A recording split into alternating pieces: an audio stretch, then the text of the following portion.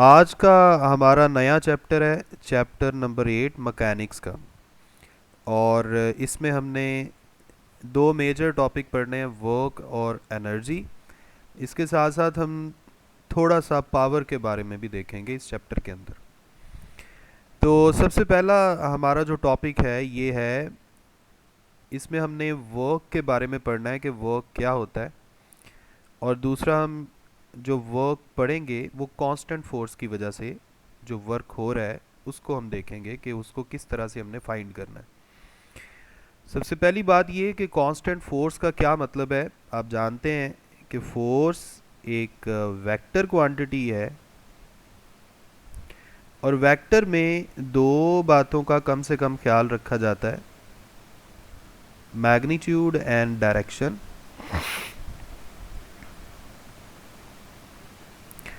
तो constant force का मतलब ये होगा कि ऐसी फोर्स जिसकी मैग्नीट्यूड भी सेम रहे और जिसकी डायरेक्शन भी सेम रहे। तो सबसे पहले हम देखते हैं कि वर्क होता क्या है। जब भी हम किसी बॉडी पर फोर्स लगाएं और उस फोर्स की वजह से बॉडी के अंदर डिस्प्लेसमेंट पैदा हो, जैसे फ़र्ज़ कर लें हमारे पास ये एक बॉडी है जिसका मास है m। मैं इस पर हॉरिजॉन्टल के साथ किसी एंगल पर फोर्स लगाता हूँ, थीटा एंगल पर फोर्स लगा रहा हूँ और ये कांस्टेंट फोर्स है, यानी ना मैंने एंगल थीटा को चेंज करना है ना मैंने फोर्स की मैग्नीट्यूड को चेंज करना है। तो अगर मैं गौर करूँ तो मैं इस फोर्स के दो कंपोनेंट्स इमेजिन कर सकता हूँ।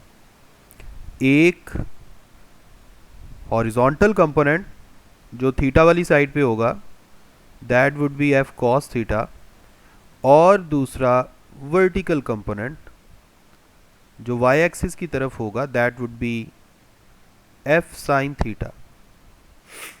यानी जो थीटा के सामने वाला कंपोनेंट है ये वर्टिकल कंपोनेंट है, यानी ये वाला एफ साइन थीटा, और जो थीटा के साथ कंपोनेंट है हॉरिजॉन्टल है एफ कॉस थीटा। अब आप ये सारे जानते हैं कि जब हम इस तरह किसी भी बॉडी पर फोर्स लगाते हैं तो उसका जो डिस्प्लेसमेंट है वो हॉरिजॉन्टल डायरेक्शन में कवर होता है। ये मैं लाइट ग्रीन कलर से शो कर रहा हूँ डिस्प्लेसमेंट वेक्टर डी। अब जाहिर बात है इस ब्लॉक की कोई नई पोजीशन आ जाएगी, ये वाली, यानी इनिशियल पोजीशन से ये फाइनल पोजीशन पर आ गया। जी मैं कर देता हूँ, एक दफ़ा ट्राई कर लेता हूँ। 270। अच्छा जी, बात हम ये कर रहे थे कि फोर्स को हम दो कंपोनेंट्स में रिजॉल्व कर सकते हैं, F sine theta and F cos theta.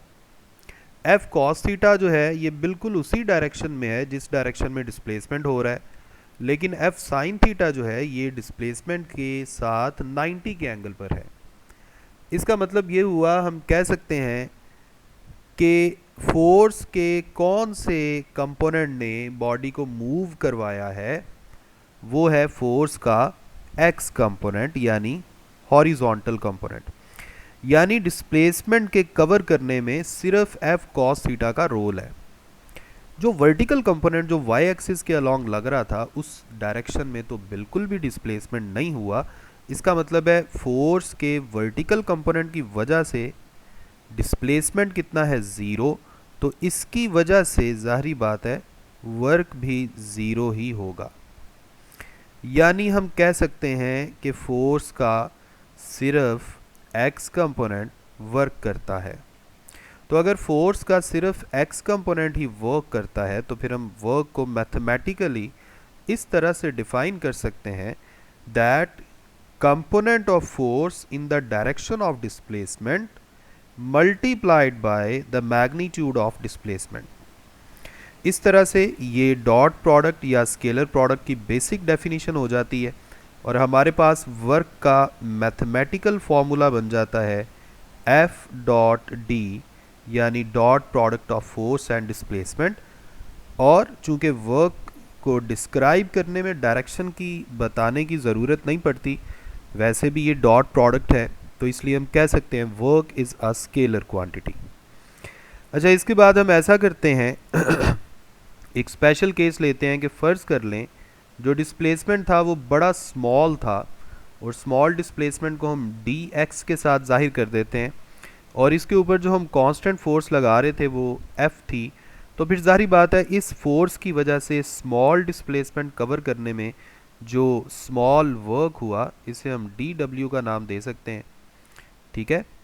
और अगर हमने आप ऐसे समझ लें कि हमने थोड़े थोड़े डिस्प्लेसमेंट के थ्रू वर्क कैलकुलेट किया, और बाद में टोटल वर्क कैलकुलेट करने के लिए हम क्या करेंगे, उन सारे वर्क्स को ऐड कर देंगे। यानी इनिशियल पॉइंट ए से फाइनल पॉइंट बी तक जाने में हमने थोड़ा थोड़ा वर्क फाइंड किया और बाद में उन सारे वर्क्स को ऐड कर दिया। तो ये आप बड़ी आसानी से इस बात को समझ सकते हैं कि दिस इज़ एक्चुअली इंटीग्रेशन। यानी इसमें हम इनिशियल पॉइंट ए से फाइनल पॉइंट बी तक इंटेग्रल की लिमिट लगा देंगे, और लाइन इंटेग्रल ऑफ फोर्स ये बन जाएगा F D x cos theta, या एफ डॉट डी एक्स इसे हम कह सकते हैं। सो हम वर्क को कह सकते हैं line integral of force, line integral of force.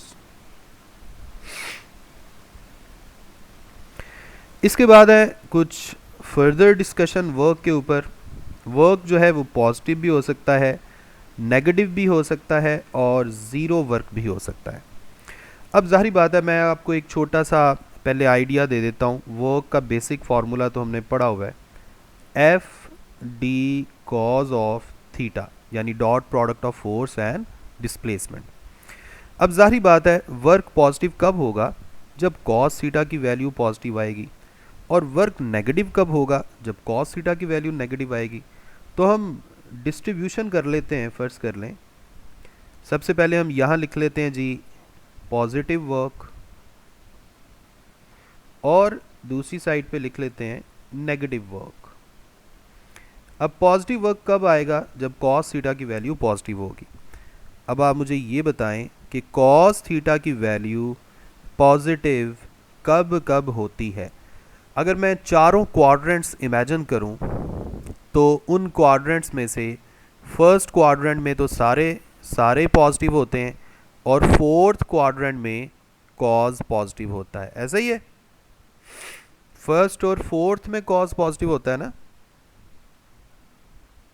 जी बच्चों। इसका मतलब ये हुआ कि अगर थीटा की वैल्यू 0 से लेके 90 तक, ये फर्स्ट क्वाड्रेंट हो गया, और 270 से लेकर 360 तक ये सेकंड क्वाड्रेंट हो गया, तो फिर कॉज थीटा की वैल्यू पॉजिटिव होगी। अब इसमें एक और चीज़ आप ऐड कर सकते हैं कि अगर थीटा की वैल्यू 0 के इक्वल होगी, अगर 0 के इक्वल होगी तो फिर मैक्सिमम पॉजिटिव आंसर आएगा, क्योंकि आप जानते हैं कॉज 0 जो है वो +1 होता है। ऐसा ही है। इसका मतलब है कॉज ऑफ 0 चूंकि +1 होता है, ये इसकी मैक्सिमम पॉजिटिव वैल्यू है, तो जब एंगल 0 होगा तो वर्क का जो आंसर है वो भी मैक्सिमम पॉजिटिव आएगा।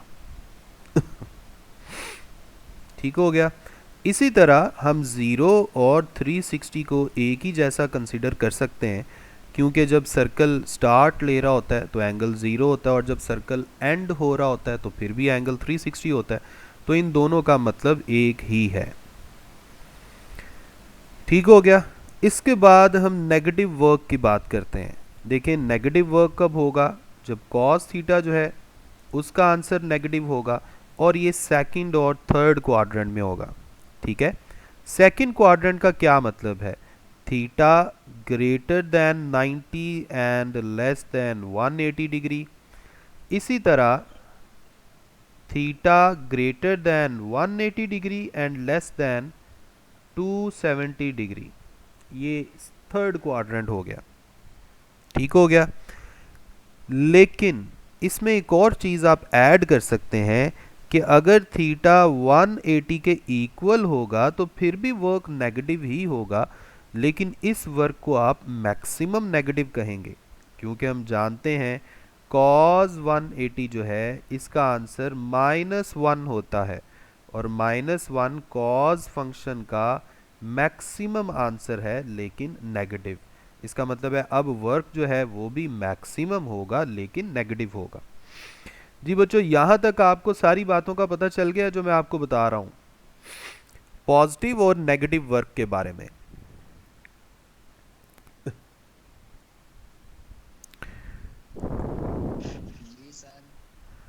ओके, चलें। जी बेटा, मैं उसको देख लेता हूँ। अच्छा जी, अब हम बात करते हैं जो यहाँ पर पहले से लिखा हुआ है पॉजिटिव वर्क। सारी बातें वही हैं, तो आप इसको देख लीजिएगा। और नेगेटिव वर्क जो है ये कब होगा, जब इसने सिर्फ एक एक क्वाड्रेंट का जिक्र किया है। ठीक है, मैंने पूरा जिक्र कर दिया है, यहाँ पर थोड़ा जिक्र है। यहाँ सिर्फ बात की गई है फर्स्ट क्वाड्रेंट की, और यहाँ बात की गई है सेकंड क्वाड्रेंट की। ठीक हो गया। ज़ीरो वर्क कब होगा, चलें अब ज़ीरो वर्क पे आ जाते हैं। जी, ज़ीरो वर्क कब होगा? ज़ीरो वर्क, देखें वर्क का हमने अभी थोड़ी देर पहले फॉर्मूला लिखा F D cos of theta. तो जाहिर बात है वर्क जो है ये तीन चीज़ों पे डिपेंड कर रहा है, फोर्स पे, डिस्प्लेसमेंट पर और कॉज फंक्शन पर। अब ये ज़ीरो तब हो सकता है जब या तो फोर्स ज़ीरो हो या कुछ ऐसी सिचुएशन हो जाए जिसमें डिस्प्लेसमेंट कवर नहीं हो पा रहा, या कॉस थीटा जो है उसका आंसर ज़ीरो आए। और आप सारे ये जानते हैं कॉस थीटा का आंसर किस एंगल पर ज़ीरो आता है। या तो 90 डिग्री आप कह सकते हैं इस एंगल को, या अगर उल्टा चलें तो आप इस एंगल को 270 डिग्री भी कह सकते हैं, यानी पॉजिटिव वाई एक्सिस या नेगेटिव वाई एक्सिस। ठीक हो गया। तो फोर्स ज़ीरो होने का क्या मतलब है? सिंपल मतलब है आप फोर्स ही नहीं लगा रहे। डिस्प्लेसमेंट ज़ीरो कब हो सकता है? यानी आप खड़े हैं और दीवार को पुश किए जा रहे हैं, अब आप फोर्स तो लगा रहे हैं, लेकिन सिचुएशन कुछ ऐसी है कि जो ऑब्जेक्ट है जिसके ऊपर आप फोर्स लगा रहे हैं वो मूव नहीं कर सकता। तो ये सेकंड सिचुएशन हो गई। दोनों सिचुएशंस मैंने आपको बता दी। अब थर्ड सिचुएशन क्या है कि फोर्स और डिस्प्लेसमेंट के दरमियान एंगल 90 है। आप मुझे बता सकते हैं कुछ ऐसी एग्जांपल्स जिसमें फोर्स और डिस्प्लेसमेंट के दरमियान एंगल 90 हो? जी बच्चों, कोई एग्जांपल बताएं जिसमें फोर्स और डिस्प्लेसमेंट के दरमियान एंगल 90 बनता है। सोच के बताएं जल्दी से।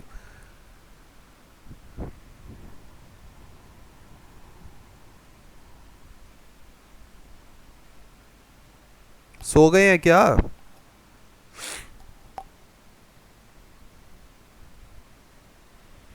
अब आपसे मैंने क्वेश्चन किया है, अब आपने कहना है सर हमें तो आवाज़ ही नहीं आ रही थी। बात ख़त्म। जी, चले मैं ही इसका आंसर दे देता हूं। अगर एंगल, जी क्वेश्चन ये था कि कोई एग्जाम्पल बताएं जिसमें फोर्स और डिस्प्लेसमेंट के दरमियान एंगल 90 होता है और वर्क नहीं हो रहा होता।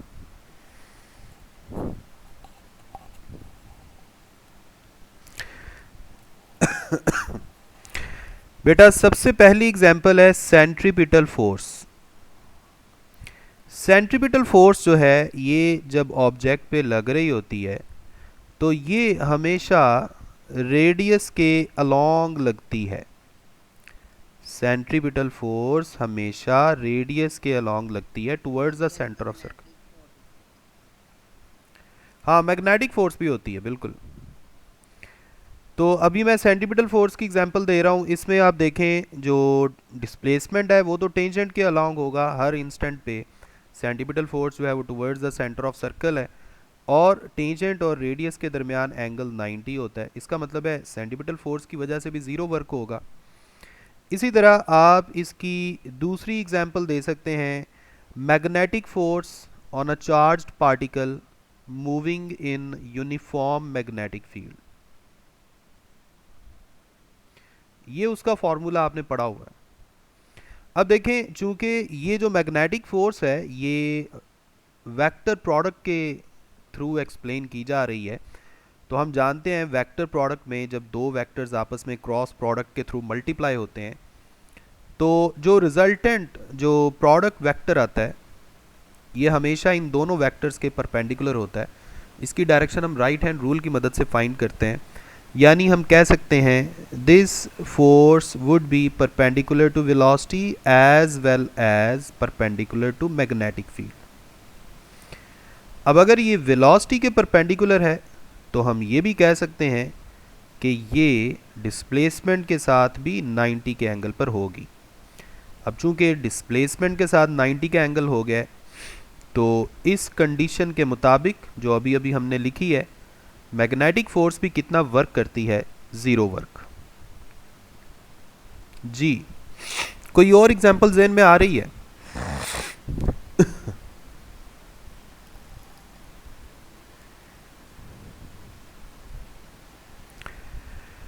बेटा एक एग्जांपल आप ये भी रख सकते हैं कि किसी भी ऑब्जेक्ट को होल्ड करके फॉरवर्ड डायरेक्शन में मूव करना, यानी होल्डिंग